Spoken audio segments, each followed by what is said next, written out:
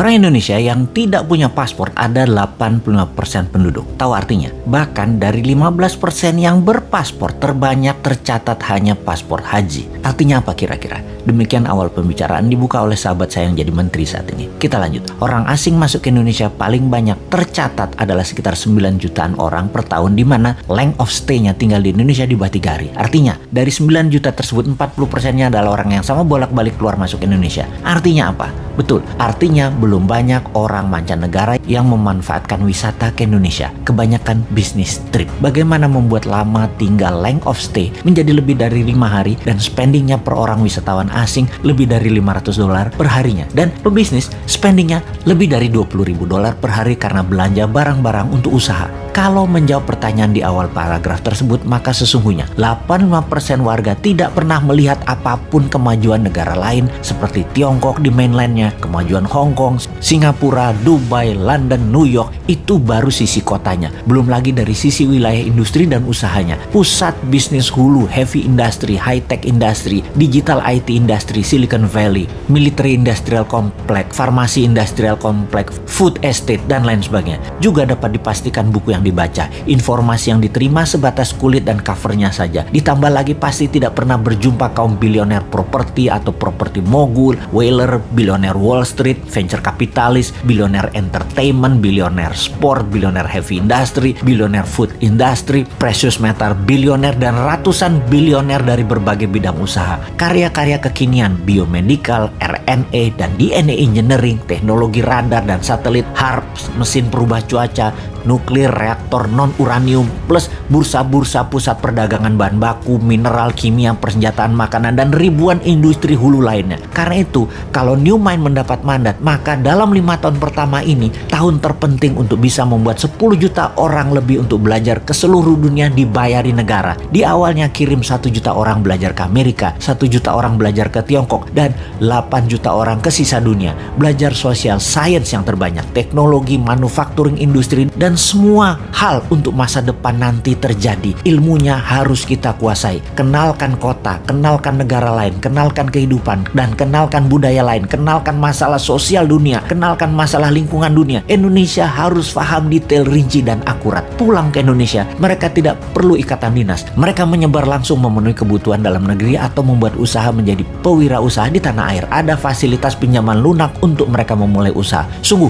ilmu pengetahuan, pengalaman, serta keterampilan putra bangsa terbaiklah yang akan membuat Indonesia menjadi negara superpower di tahun 2045. Pendidikan dan pengetahuan berlanjut. Kampus-kampus akan punya guru terbang kalau dulu istilahnya. Sekarang dosen-dosen dari kampus ternama akan mengajari live streaming di semua kampus dengan nilai SKS yang besar dan kurikulum kampus. 40%-nya adalah dosen asing, di mana kampus akan digratiskan dan ditingkatkan kapasitas laboratorium serta tempat praktek menjadi 3 kali lipat dari sarana saat ini. Diharapkan dengan pendidikan di tingkat pengetahuan keterampilan putra-putri bangsa Indonesia bisa menjadi kompetitif dengan ilmu terbaru, dengan ilmu kekinian, dan bisa mengadopsi masa depan dengan cepat. Ditambah lagi, tinggal di negeri orang akan membuka mata akan wilayah yang livable, yang sehat, suasana serta fasilitas yang akan diambil yang terbaiknya, yang akan dicocokkan dengan budaya lokal Indonesia, membuat masa depan eco-living Indonesia adalah yang terbaik di dunia. Setelah membuka wawasan dan menambah ilmu, di mana mereka nanti berkarya sekembalinya ke tanah air. Indonesia akan memiliki 30 kek kawasan ekonomi khusus dengan luas rata-rata 3.000 hektar. Setiap kek akan memfokuskan pada beda-beda produksinya di setiap daerah di mana bisnis tersebut berada. Kita menargetkan setiap kek akan menampung 1 juta populasi, di mana saat ini kita sudah punya kek seperti Jababeka. Jababeka ada 1 juta orang hidup di sana, dan kawasan ekonomi khusus Jababeka GDP per kapitanya saat ini adalah 8 kali GDP per kapita nasional, yaitu $32.000. Indonesia akan punya 30 kek baru disebar di seluruh Indonesia. Ditarget dalam 20 tahun ke depan GDP per kapita kawasan kek mencapai $100.000 per kapitanya. Di kek, pengusaha tidak bayar pajak selama 5 tahun, juga mendapatkan kebebasan pajak free tax hingga 15 tahun untuk produk yang 100% ekspor. Free tax hingga 25 tahun untuk industri dengan tenaga kerja di atas 20.000 orang, dan produknya mayoritas untuk ekspor dengan bahan baku mayoritas dari dalam negeri. Kawasan kek adalah zona produksi, bisnis midstream, dan hilirisasi industri manufaktur. Kawasan di luar kek adalah penghasil atau hulu, bahan baku, juga kawasan pasar.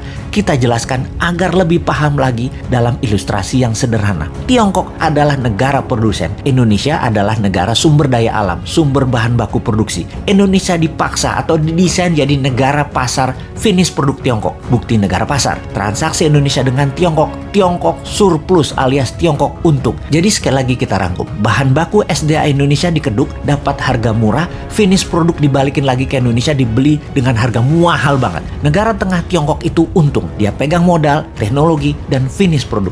Indonesia yang punya sumber bahan baku dikadalin, dibeli Tiongkok dengan harga murah, lalu balik lagi dari hasil akhirnya dengan harga tinggi.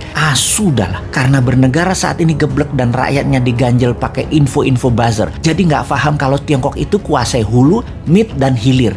Kita yang ambiar. Jadi ke depan kita bagaimana? Ya seperti usulan di awal, buat kawasan ekonomi khusus, pakai printing money pembiayaannya. Kayak zaman Newman nanti adalah bagai Tiongkok yang kita geser ke dalam kawasan. Bahan bakunya dari dalam negeri, dikelola di dalam negeri, hasilnya untuk dalam negeri dan ekspor, itu baru jenius bernegaranya.